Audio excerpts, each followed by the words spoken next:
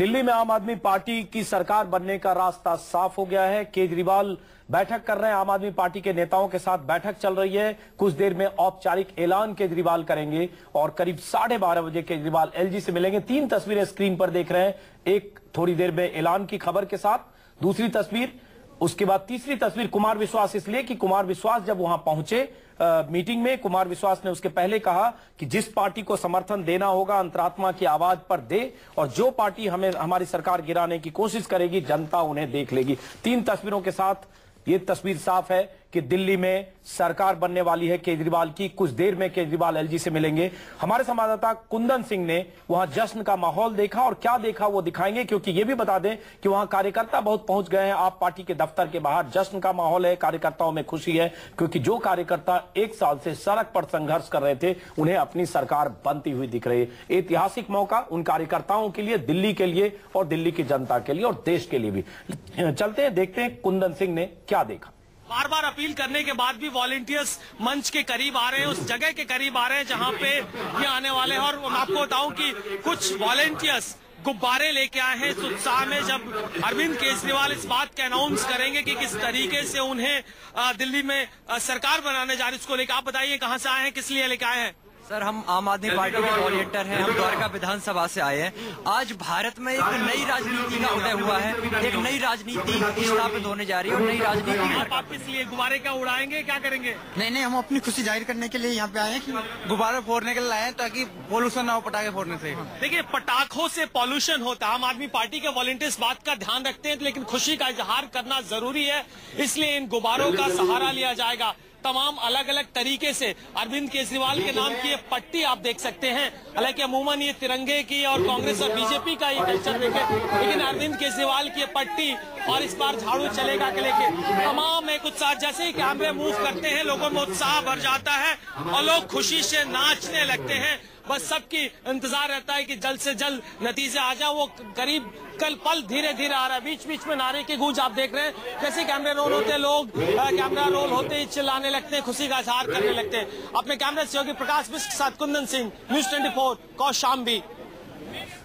कौशाम्बी में जहां आप पार्टी का मुख्यालय है, कौशाम्बी में जहां अरविंद केजरीवाल रहते हैं, दिल्ली से सटे गाजियाबाद की सीमा पर, वहां जश्न का माहौल है, कार्यकर्ता पहुंच गए हैं। कुछ देर में अरविंद केजरीवाल औपचारिक तौर पर ऐलान करने वाले हैं और ऐलान यही होने वाला है कि अरविंद केजरीवाल सरकार बनाने का न्योता कबूल करेंगे। ऐलान यही होगा कि दिल्ली में आम आदमी पार्टी की सरकार बनेगी। ये ऐलान जनता के बीच हुई रायशुमारी के आधार पर होगा। कांग्रेस समर्थन देगी। बहुत ऐतिहासिक मौका है दिल्ली के लिए, जैसा कि मैंने पहले भी कहा। हमारे साथ शरद प्रधान है, आप पार्टी के नेता शशिकांत हैं। कुछ देर पहले हम कपिल मिश्रा से बात कर रहे थे। स्टूडियो में है नुपुर शर्मा बीजेपी की तरफ से और विनोद अग्निहोत्री वरिष्ठ पत्रकार अमर उजाला के। एक बार सबसे पहले चलते हैं शरद प्रधान जी, तस्वीर अब तो साफ हो गई कुछ देर में। हालांकि दिल्ली के आसमान में बहुत कोहरा है, बहुत साफ नहीं है आसमान, लेकिन सरकार का रास्ता साफ हो गया है। इस कोहरे के मौसम में सरकार आ रही है दिल्ली में, नई सरकार, तमाम चुनौतियों के साथ। आप कहेंगे चुनौतियों का जिक्र न करें, लेकिन एक ऐसी सरकार जो चुनौतियों के बीच आ रही है, वायदों के बोझ के साथ आ रही है। कांग्रेस की चुनौती तो है ही, मौके की ताक में बीजेपी। ये सरकार कितने दिन कैसे चलेगी, जरा आपसे हम इसका एक राजनीतिक एनालिस्ट के तौर पर सुनना चाहते हैं। शरद प्रधान। नहीं, मुझे ऐसा लगता है कि ये सरकार को फिलहाल कुछ महीने तक तो ये लोग छेड़छाड़ नहीं करेंगे।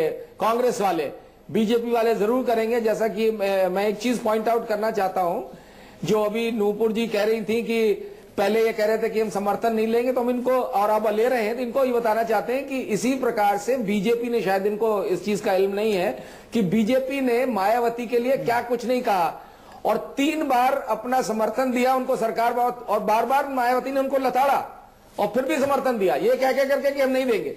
और आखिरी बार राजनाथ सिंह की नाराजगी के बाद दिया था वो। चलिए, बहुत लंबी कहानी है। कल्याण सिंह, राजनाथ सिंह दोनों नाराज थे। कल्याण सिंह, राजनाथ सिंह और वाजपेयी से मुलाकात के बाद क्या हुआ जी? मैं कुछ कहना चाहूंगी जी, लेकिन हम फिर यूपी पर चर्चा करने चले जाएंगे। मैं ये कहना चाह रहा हूँ कि जहां तक चुनौतियों का सवाल है, ये फैक्ट है कि इन्होंने बहुत से वादे कुछ ऐसे भी कर दिए, वादे बहुत से किए हैं, उनमें से कुछ वादे ऐसे हैं जो शायद व्यवहारिक नहीं लगते हैं।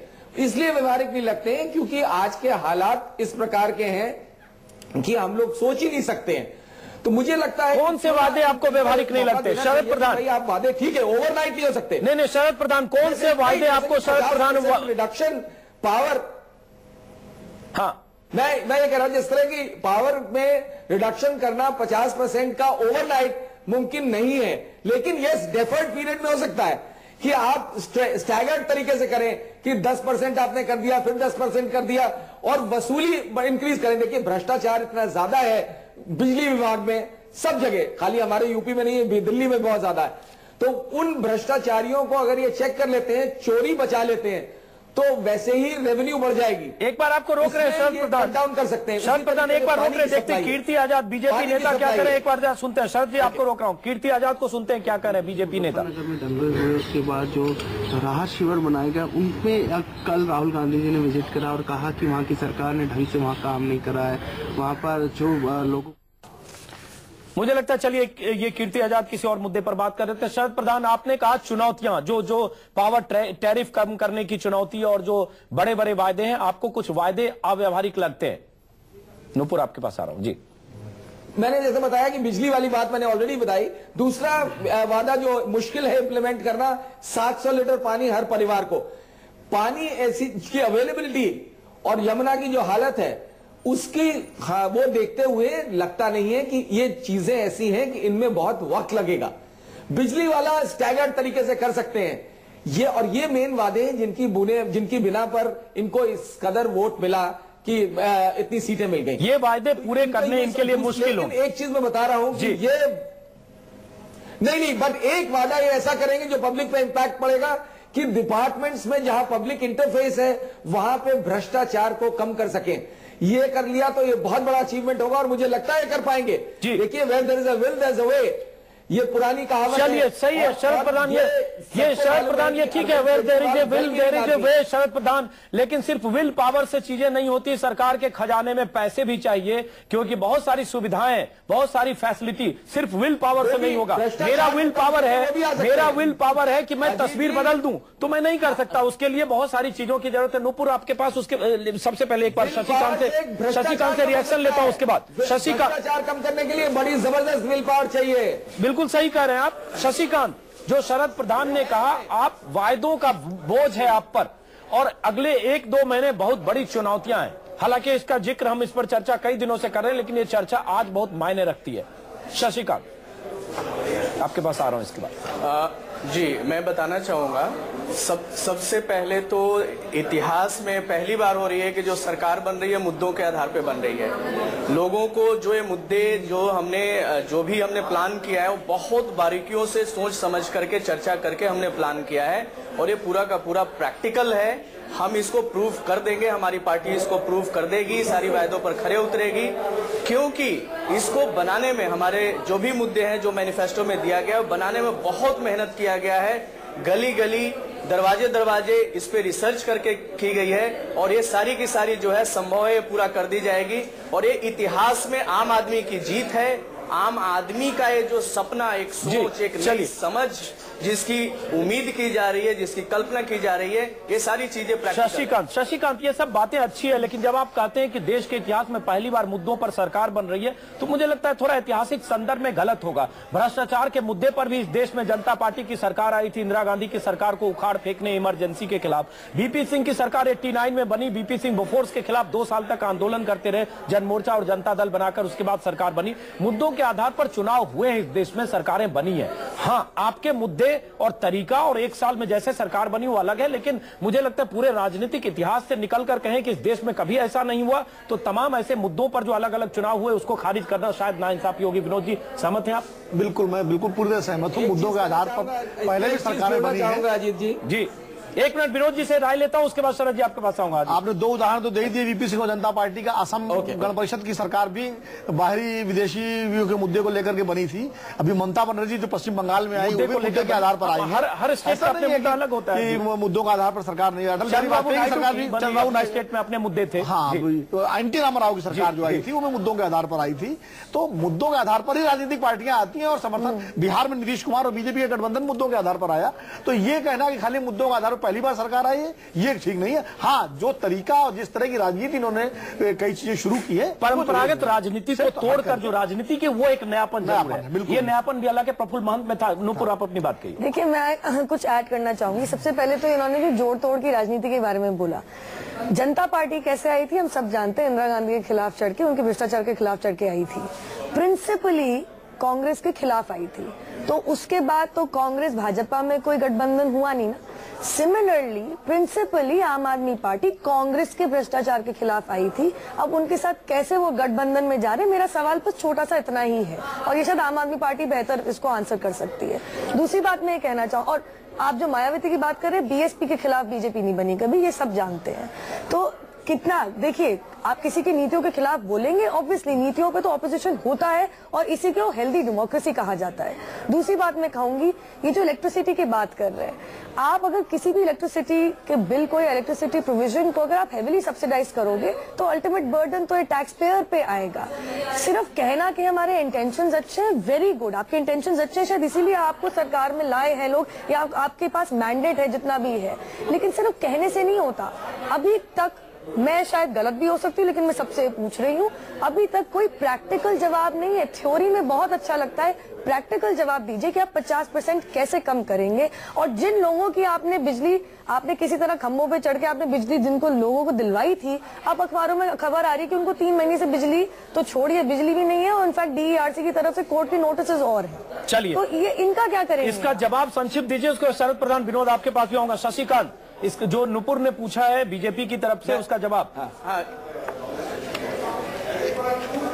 देखिए, हम लोगों ने, मैंने आपको पहले भी कहा कि आपने देखा कि इन दिनों में जिस तरह से सरकार, हम लोगों ने जनता के बीच में जाकर के जो हमने 280 सभाएं करके एसएमएस करके जनता की भागीदारी से हमने, आप बताइए 50% कैसे कम करेंगे, टैक्स पेयर पे बर्डन कैसे कम करेंगे, आप इतना समझाइए। मेरा सवाल ये है आपसे। हमारे पास, देखिए, सबसे आप देख लीजिए दिल्ली में जिस तरह से मीटर तेज चल रहे हैं, जिसमें मीटर की जो है फर्जीवाड़े हैं, घोटाले हैं, और जिस तरह से हम चाह रहे हैं कि जो कंपनियों के ऑडिट करवाएंगे, सबसे पहले यही 2 मुद्दों पर हम लोग काम करेंगे कि जो कंपनियां हैं उनकी ऑडिट करवाई जाएगी, जो बिजली के मीटर तेज भाग रहे हैं, इन सब जो इसमें भ्रष्टाचार नहीं कर सकते, मुझे लगता है बहुत जटिल सवाल पूछ रही है, वो जवाब शायद देने के लिए भी सक्षम नहीं। उसके लिए केजरीवाल जब अपनी टीम के साथ बैठेंगे, शायद नौकरशाहों की भी भूमिका होगी, तब होगी। लेकिन एक सवाल जरूर उठता है,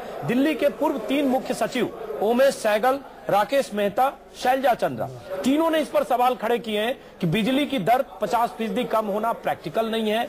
दूसरी बात, 700 लीटर पानी देंगे, ये प्रैक्टिकल नहीं है। उसके अलावा कुछ वायदों पर बात हुई है, 500 सरकारी स्कूल खोलना भी है उसमें, जिसके लिए जमीनें चाहिए, जो अर्बन डेवलपमेंट के पास है, जो डीडीए के पास है, जो सरकार के पास नहीं है। इसके अलावा मोहल्ला सभा के जरिए पैसा देने की बात, वो उसमें भी कंट्राडिक्शन है, क्योंकि उसके लिए एमसीडी दिल्ली में है। विनोद, हम वापस उसी पर आते हैं, क्योंकि लोगों को उम्मीद तो इस सरकार से है। उम्मीद इसलिए है क्योंकि सरकार ने वायदे किए हैं, और बहुत बड़ी आबादी है जिसको लगता है इस वायदे अगर पूरे हुए तो उनके लिए बहुत फायदा होगा व्यक्तिगत स्तर पर। शायद यही उम्मीद है जिन्होंने इस सरकार को। देखिए, जिस बड़ी उम्मीद के साथ लोग जनता को, किसी पार्टी को चुनते हैं, और वो उम्मीद जब टूटती है तो उसका नुकसान भी होता है। आप जनता पार्टी का उदाहरण सामने है कि 2.5 साल में इंदिरा गांधी वापस आ गई थी, और उन्होंने सरकार चरण सिंह की गिराई थी, गिराने के बाद भी आई थी वापस, और बीजेपी ने वीपी सिंह की सरकार गिराई, और 1991 में बीजेपी बहुत बड़ी पार्टी बनकर उभरी। तो उम्मीदें, वीपी सिंह से उम्मीद टूटी। वीपी सिंह आए थे भ्रष्टाचार के मुद्दे पर और उलझ गए मंडल और मंदिर में, तो वो जो उम्मीदें टूटती है, ये एक चुनौती बहुत बड़ी है आम आदमी पार्टी के सामने। और मैं शरद प्रधान जी की एक बात से बहुत सहमत हूं कि निश्चित रूप से नई पार्टी है, और इसको अभी मौका देना चाहिए, कम से कम 6 महीने तो हम लोगों को इसको मौका देना चाहिए कि अपने वादे पूरे करने की दिशा में क्या कदम क्या करते हैं। एक तस्वीर हम दिखाते हैं, केजरीवाल के प्रेस कॉन्फ्रेंस होने वाला है, उसके साथ हम ये भी बताएंगे कि जो उसी जगह पर केजरीवाल अभी आकर प्रेस को, मीडिया को एड्रेस करने वाले हैं। साथ में हम अपने संवाददाता ने हमारे जायजा लिया है उस जगह पर जहां आप पार्टी के विधायकों की, आम आदमी पार्टी के विधायकों की ट्रेनिंग दी जा रही है कि कैसे वो आचरण करें विधानसभा में। हमारे संवाददाता ने जायजा लिया है उस विधायकों की मंडली के साथ। जरा देखते हैं हमारे संवाददाता ने क्या देखा।